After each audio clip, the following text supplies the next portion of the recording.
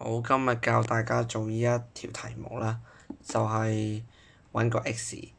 今次就唔好用 formula1，今次用下新嘅方法，就係配方法。我點樣用配方法咧？試下啦。首先啦，要抄 x 二次方減 8x 啦，然後我哋將個7調過對面啦，變-7。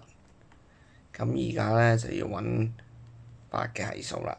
8嘅常數咧就係點揾咧？就係1/2乘以8嘅二次方，咁樣即係4嘅二次方，即係16。咁即係兩邊加16啦，變成係啦。然後啦，呢一條咧就可以形成咗恒等式啦，就係 x 減4嘅二次方等於9啦。而我哋將佢抵消個二次方啦，就係將佢兩邊開方佢。咁 x 減4咧就等於正負3啦。